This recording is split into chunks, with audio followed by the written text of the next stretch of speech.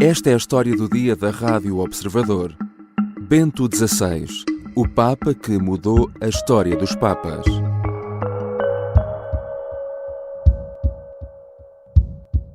Qua propter bene consus pontes huius actus, plena libertate declaro, me ministerio episcopi Romae, successore Sancti Petri, vi permanens cardinalium, die 11 aprilis bis 15 commissum, renunciare ita da die. Ninguém imaginava que algo assim pudesse acontecer. Estávamos em 2013 quando o Papa Bento XVI anunciou que renunciava. De repente, toda a noção de séculos que tínhamos de um Papa mudava em poucos segundos. O Papa também era humano. Também envelhecia e perdia forças para continuar. E em plena liberdade, o Papa decidia abandonar a missão que lhe tinha sido conferida 8 anos antes. Habemus Papam, eminentissimum ac reverendissimum Dominum, Dominum Josephum, Sancte Romane Ecclesiae, Cardinalem Ratzinger, qui sibi nomen imposuit Benedicti XVI. Bento XVI foi eleito Papa em abril de 2005. Na altura tinha já 78 anos e coube-lhe a difícil tarefa de suceder a João Paulo II. Naquele dia, Joseph Ratzinger apresentou-se ao mundo na Praça de São Pedro. Ele que, durante a vida, sempre procurou fugir dos holofotes e que disse que o seu maior desejo seria passar a vida inteira sentado a uma secretária a escrever. Ele que se habituou a escrever sempre a lápis para precaver a possibilidade de errar. Profundamente marcado pela experiência da Segunda Guerra Mundial, Ratzinger seria um dos teólogos mais brilhantes da história contemporânea. Participou no Concílio Vaticano II, que reformou a Igreja Católica e durante mais de 20 anos esteve à frente da Congregação para a Doutrina da Fé antes de chegar a Papa. Neste episódio da História do Dia, recordamos Joseph Ratzinger, do menino tímido que nasceu na Alemanha ao Papa que surpreendeu o mundo ao renunciar. Eu sou o João Santos Duarte e vou falar com o João Francisco Gomes, jornalista do Observador que acompanha os temas religiosos.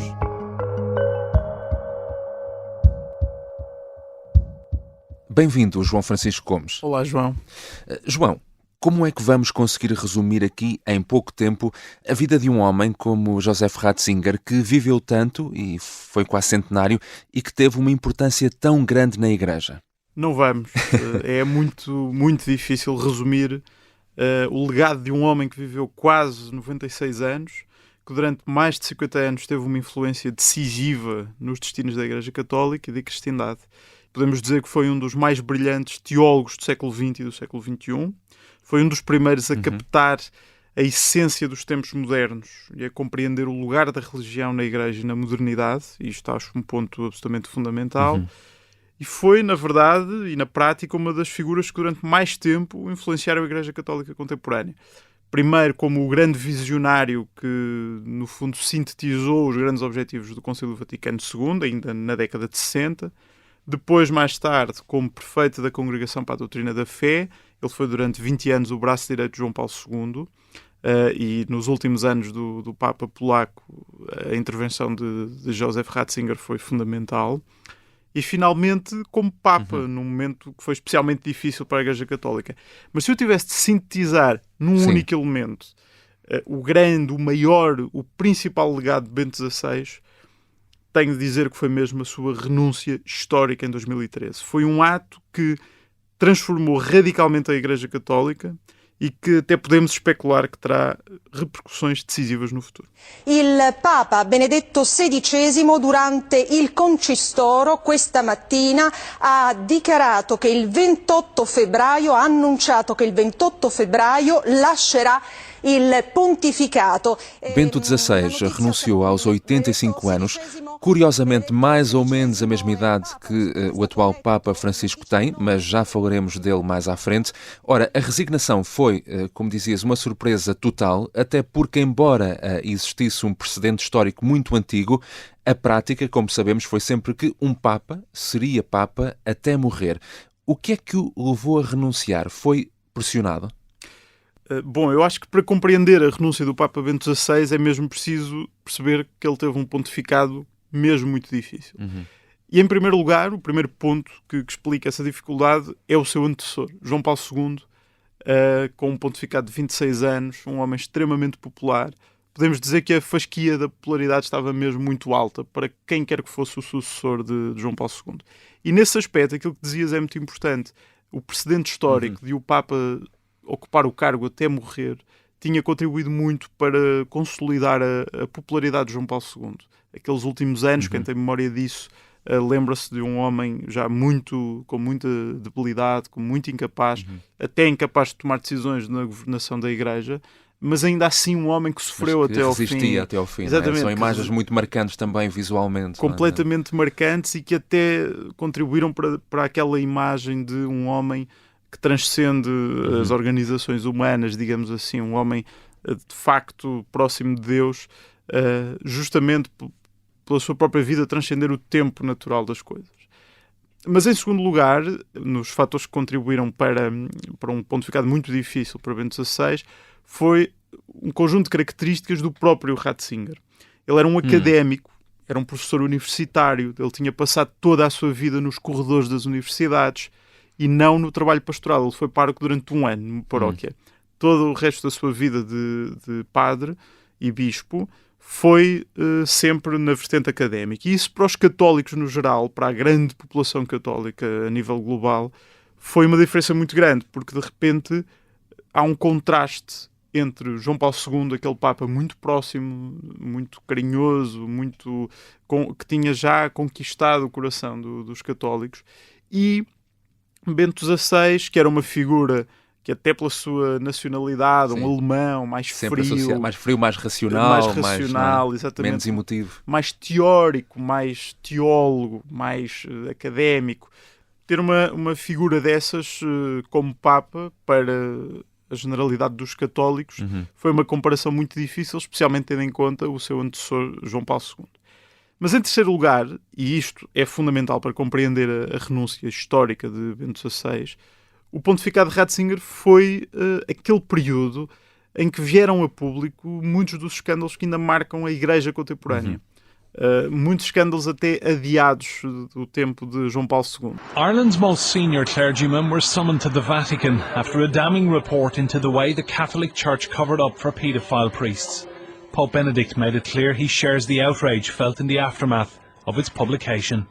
Concretamente, em 2009 e 2010, os escândalos de abusos sexuais de menores na Irlanda e na Alemanha, que levaram Bento XVI a escrever uma célebre carta aos católicos irlandeses, que ainda hoje é um documento central para compreender a crise dos abusos na Igreja.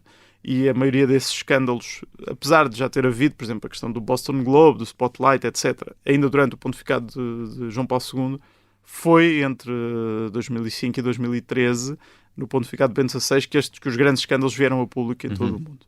Em 2012 foi a questão do Vatilix, portanto, a publicação de um conjunto de cartas que apontavam para indícios de corrupção no Banco do Vaticano, que inclusivamente levou à prisão do mordomo de Bento XVI.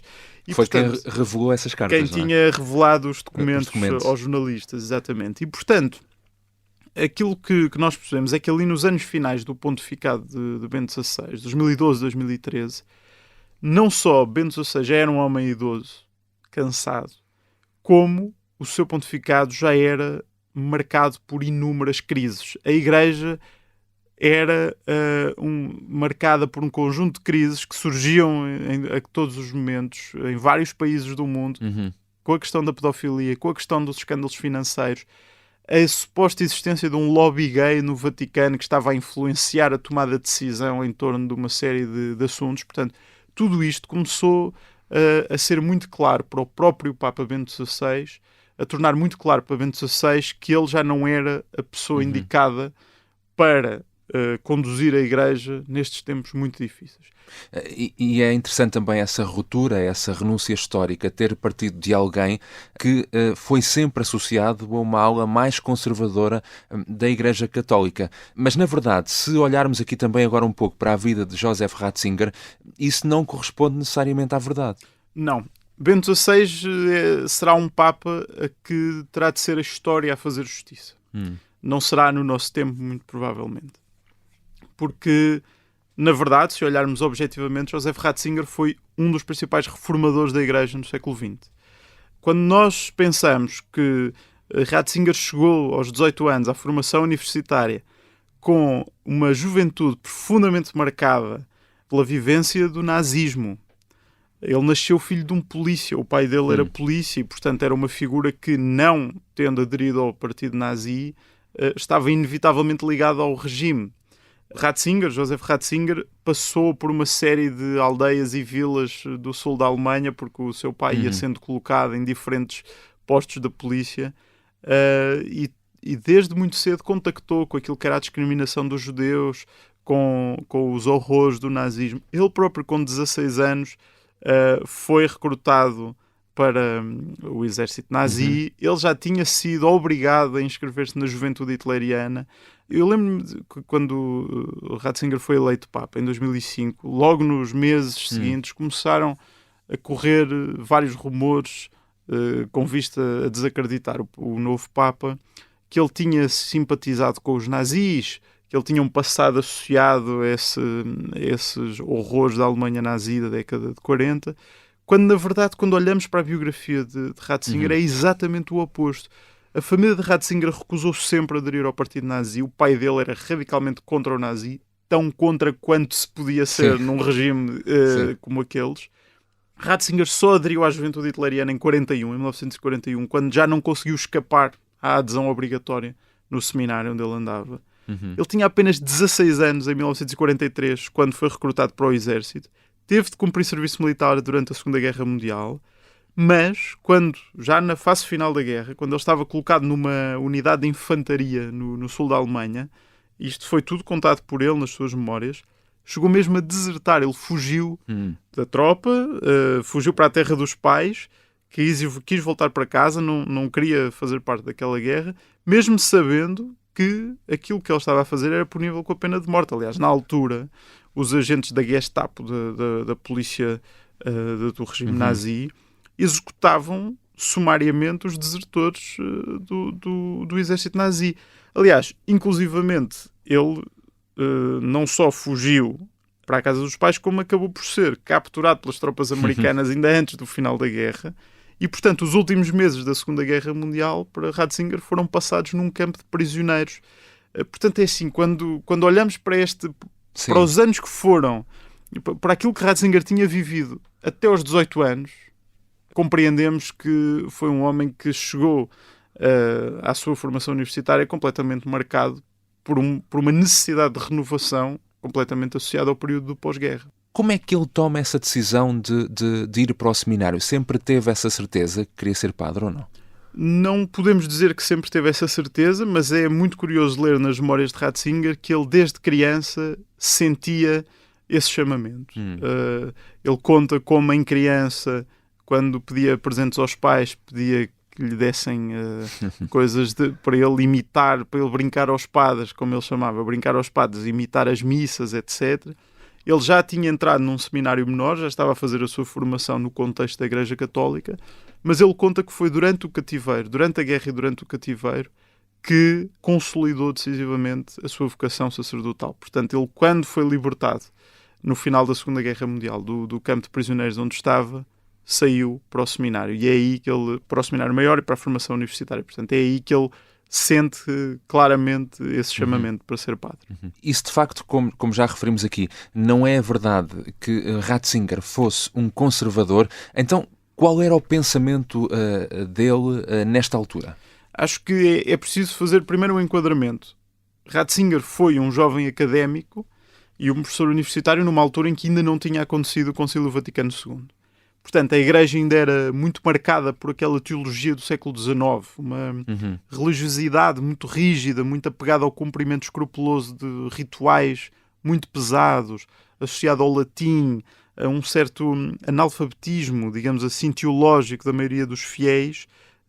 As pessoas limitavam-se a participar em rituais que não compreendiam. Portanto, toda esta religiosidade muito pesada do passado, do século XIX, inquietava muito Ratzinger, que entretanto tinha sido completamente alimentado por aquele espírito de renovação do pós-guerra e que queria renovar a teologia, queria reestruturar a Igreja, queria tornar a Igreja relevante para o século XX. Era a grande preocupação dele. Por exemplo, é muito curioso lembrar que em 1958 Ratzinger publicou um artigo que tinha um título muito sugestivo, chamava-se Os Novos Pagãos e a Igreja.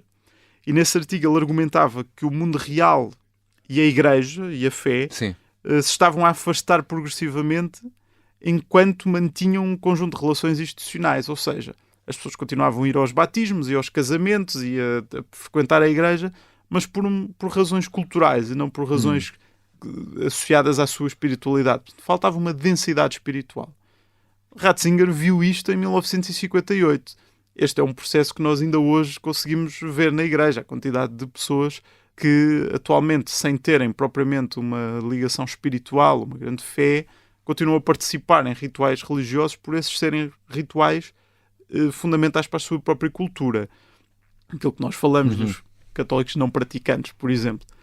O Ratzinger ter visto isto antes do Concílio Vaticano II é de um progressismo autêntico, mas ele, por ter escrito aquele artigo, foi classificado de ultra-radical, acusaram-no de heresia, esteve para perder alguns empregos na academia e, portanto, aquilo foi uma coisa muito, muito penosa para ele, numa altura em que ele já estava a ver muitas décadas à frente. Agora, eu diria que o grande contributo dele seria mais tarde, no Concílio Vaticano II. 11 ottobre 1962. Finalmente è arrivato il gran giorno. 2778 i partecipanti. Avanzano in ordine gerarchico. 7 patriarchi, 80 cardinali, 1619 arcivescovi e vescovi. O jovem Ratzinger vai ter um papel no Concílio Vaticano II, que decorreu entre 1962 e 65, e onde de facto foram implementadas as reformas que tornaram a Igreja naquilo que conhecemos hoje em dia. Curiosamente, e há aqui uma história muito interessante, ele começa a dar nas vistas no Vaticano por causa de um discurso que escreveu, mas que não foi ele que proferiu. Lembra-nos essa história e depois também qual foi de facto a participação que acabou por ter no concílio? Bom, na altura, no início da década de 60, Ratzinger era professor universitário na Universidade de Bona, na Alemanha, e lá nessa universidade estudavam os seminaristas de Colónia. E foi justamente aí nessa universidade que ele conheceu o cardeal Joseph Frings, um cardeal muito importante do século XX na Alemanha, era o arcebispo de Colónia, e ele nessa altura já era um dos grandes homens influentes da Igreja Católica Europeia. E de facto, o cardeal Frings foi um dos participantes de um conjunto de conferências que aconteceram ali no início da década de 60, que era um conjunto de conferências de preparação do concílio, daquilo que viriam a ser os temas em discussão no concílio.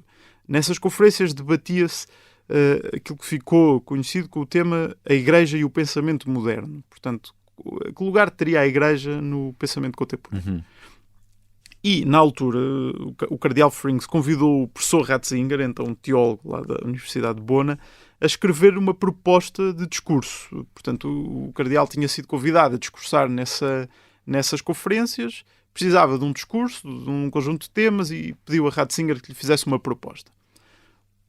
Ratzinger fez essa proposta, escreveu um discurso que o cardeal achou tão bom, tão brilhante, que o leu como ele tinha escrito perante a conferência. Ora, poucas semanas depois, o cardeal Frings recebe um contacto do Vaticano a dizer que o Papa João XXIII queria falar com ele no Vaticano. O cardeal ficou cheio de medo. Ficou assustado, não é? Completamente quando o chefe pede para falar connosco. Tinha medo de ter dito alguma coisa errada, que podia ter sido muito progressista, achava até que ia ser demitido de cardeal. Até há uma história engraçada que é o cardeal Frings, quando vai para o Vaticano para se encontrar com o Papa, põe a capa vermelha aos ombros do padre Ratzinger e diz-lhe: olha, é possível que seja a última vez que eu pegue nesta capa. Sim. Mas quando chegou ao escritório do Papa, percebeu que, na verdade, ele ia ali para ser elogiado. É que o Papa João XXIII tinha lido o discurso que o Ratzinger tinha escrito e disse-lhe que tinha sido uma síntese perfeita do que a Igreja precisava de fazer no concílio. Que o próprio Papa não tinha conseguido formular tão bem o objetivo do Concílio Vaticano II. Ora, o texto só bastante mais tarde é que viria publicamente a ser atribuído ao Ratzinger, mas acabou por se tornar um dos documentos centrais da preparação do concílio. Mais tarde, o próprio Cardeal Frings foi um dos participantes do próprio concílio, que se chama os Padres Conciliares, e levou o padre Ratzinger com ele como perito de teologia para participar no concílio. Portanto, Ratzinger acaba por se cruzar com grandes nomes da teologia do século XX no concílio, acaba por ser o autor do texto, ou de um dos textos que moldaram o concílio, e depois, ainda hoje, os escritos que o Ratzinger produziu durante o concílio são alguns dos documentos fundamentais para percebermos o que aconteceu ali. Portanto, Ratzinger não só influenciou decisivamente aquilo que foi o Concílio Vaticano II, como ainda depois a sua ação no futuro se tornou completamente herdeira daquilo que tinha sido o Concílio Vaticano II. Já voltamos à conversa com João Francisco Gomes, jornalista do Observador que acompanha os temas religiosos. Vamos falar também dos últimos anos de vida do Papa Bento XVI e ainda que portas é que a decisão histórica de resignar pode abrir no futuro.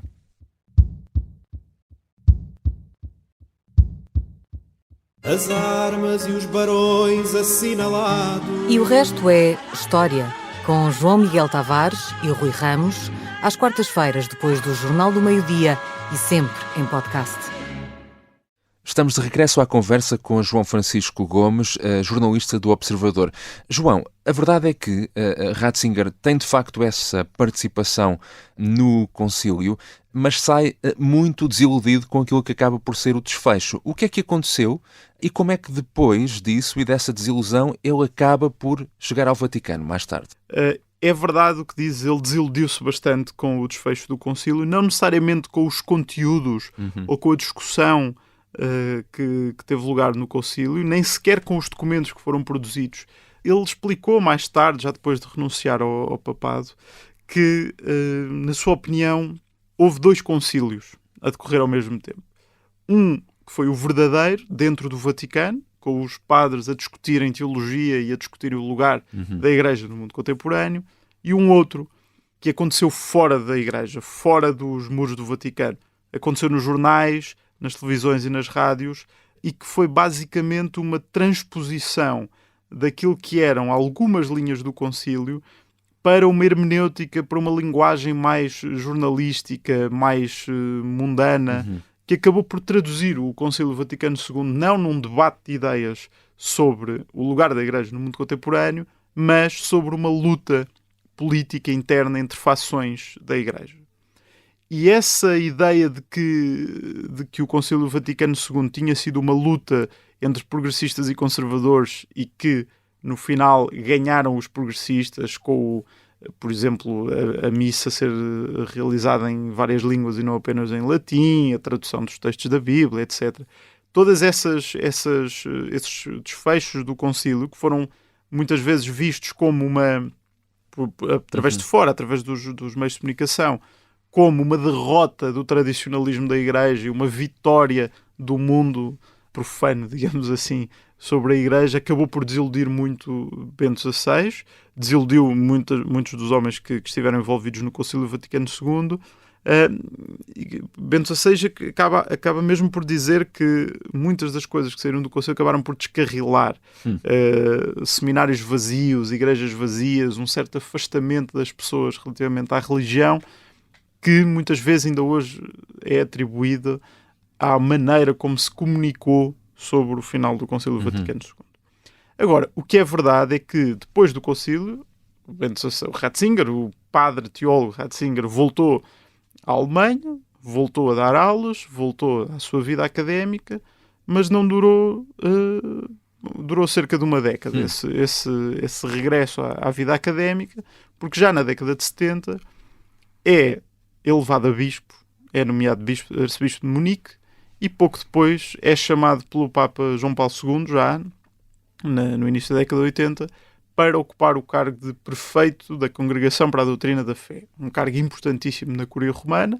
Ele já era considerado um dos melhores teólogos da Igreja atual, naquele momento, e aquele cargo, que é muitas vezes até apontado como o guardião da fé, Sim. o cão de guarda do Papa ou da fé, e que na verdade é um organismo que sucedeu à Inquisição e que hoje é responsável por manter a doutrina da fé.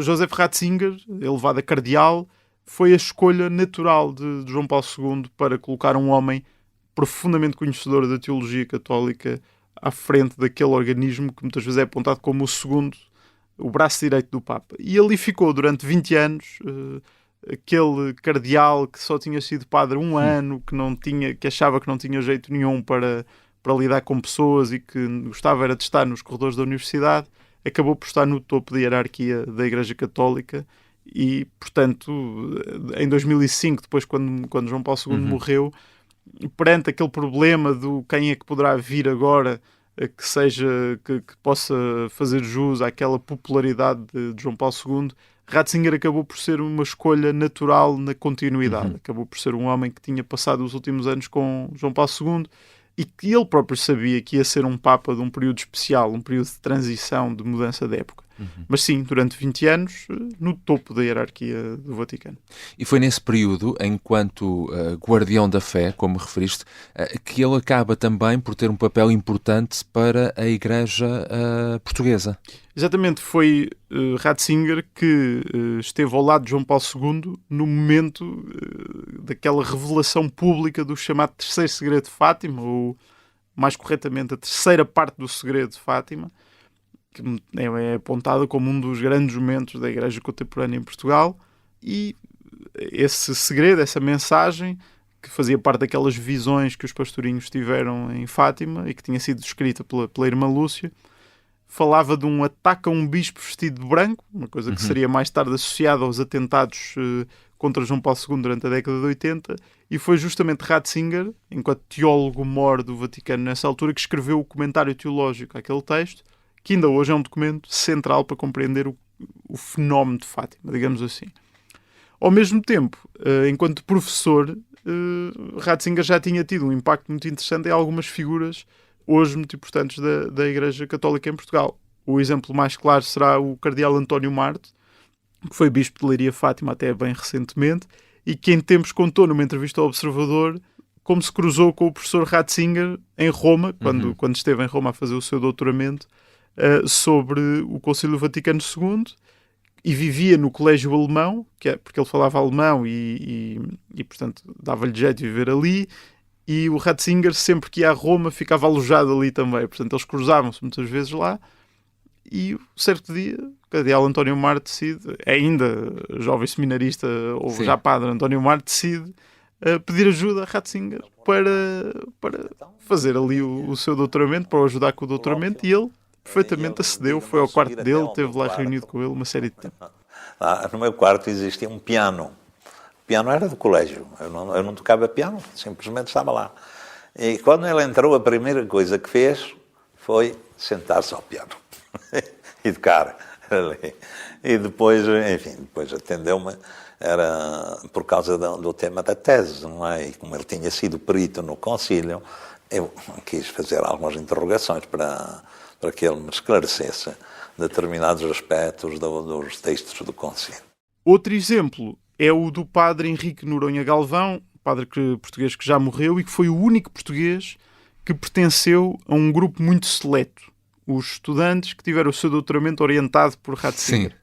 Aliás, ele fez o doutoramento em Teologia Dogmática na Alemanha, sob a orientação de Ratzinger, e durante anos a fio, aliás, até já como Papa, o Ratzinger, o Papa Bento XVI, reunia no Vaticano todos os seus alunos, os alunos que ele tinha orientado o doutoramento, que ele considerava serem umas grandes mentes da teologia contemporânea, e até bem recentemente reuniu-se em Castelo Gandolfo, na residência de verão do Papa, para discutir teologia. Dopo il grande Papa Giovanni Paolo II,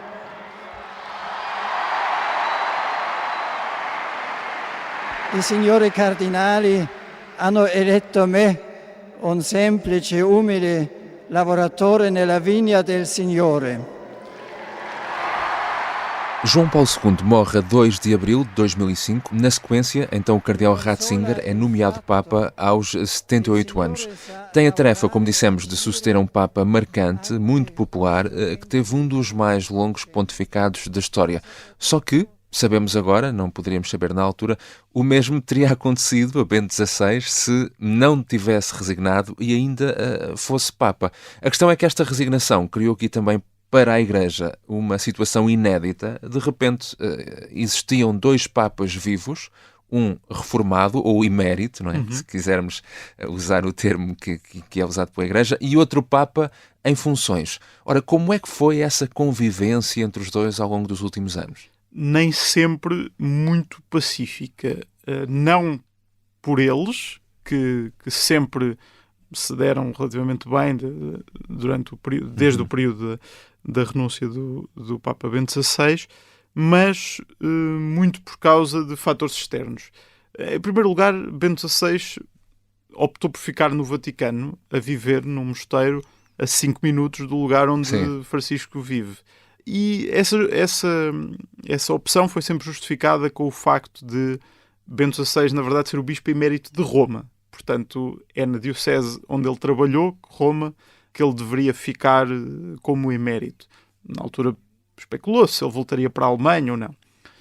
Mas o facto é que o facto de ele ficar ali tão perto, continuar no Vaticano, no centro geográfico da Igreja Católica, na capital da Igreja, criou um problema ao Papa Francisco, que é o problema da ingerência mesmo involuntária de Bento XVI.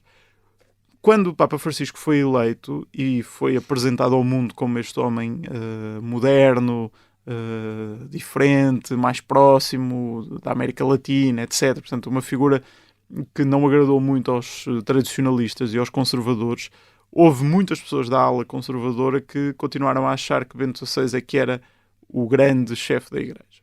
E o facto de ele estar ali tão próximo levou muitas vezes muitos desses cardeais mais conservadores, muitos desses bispos mais conservadores, a irem ao Vaticano não para visitar Francisco, mas para visitar Bento XVI no seu mosteiro de isolamento.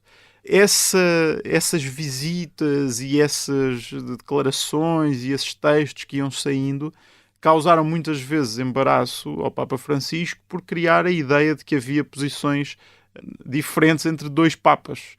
O próprio Bento XVI, sempre que teve a oportunidade de falar, disse claramente que só existe um Papa. Foram feitas montes de fotografias do Papa Bento XVI a reverenciar o Papa Francisco enquanto o único Papa com poder de governação sobre a Igreja, mas a verdade é que o Bento XVI foi muitas vezes arrastado para polémicas que procuraram opor um Papa ao outro.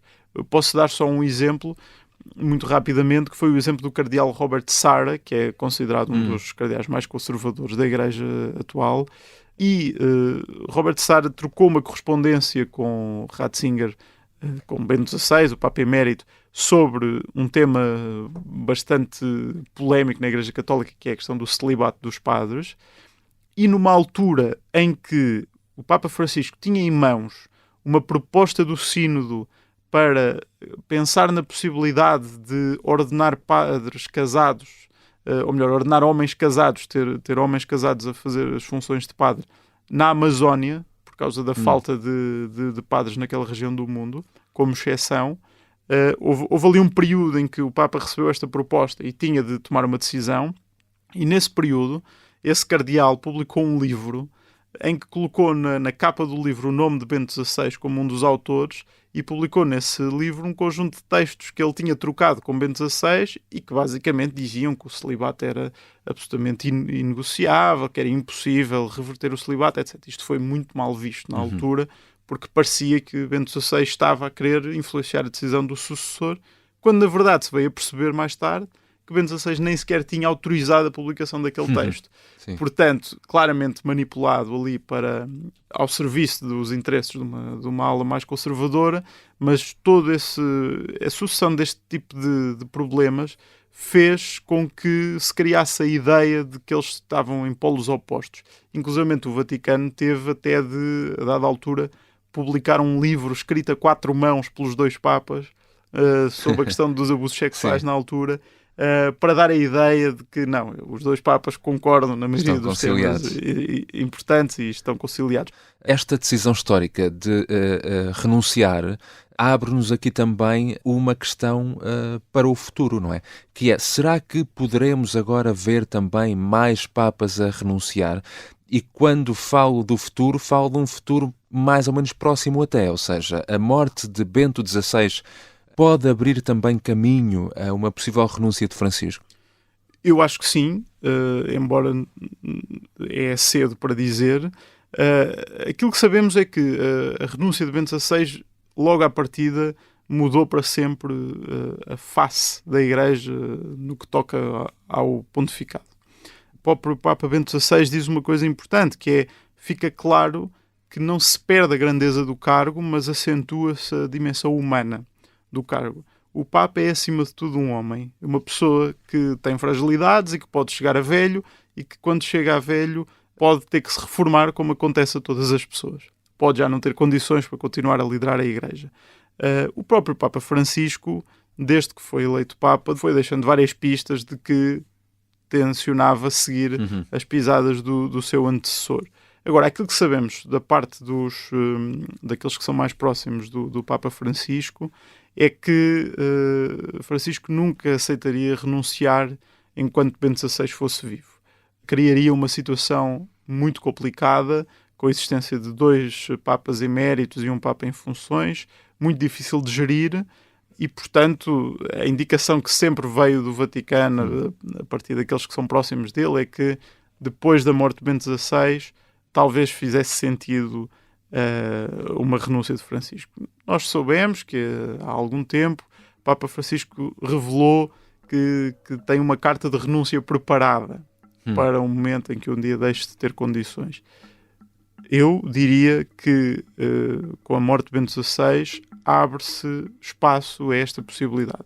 O Papa Francisco já tem vários problemas de saúde, já tem aparecido às vezes em público em cadeira de rodas, tem reduzido as viagens que tem feito, etc. Isto é um padrão que também vimos acontecer em Bento XVI e, portanto, é bastante possível que isto se venha a repetir. Obrigado, João Francisco. Obrigado.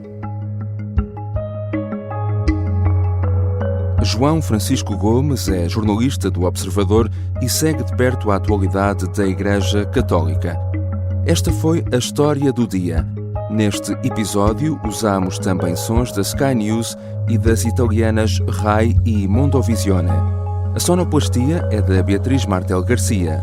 A música do genérico do João Ribeiro. Eu sou o João Santos Duarte. Até amanhã.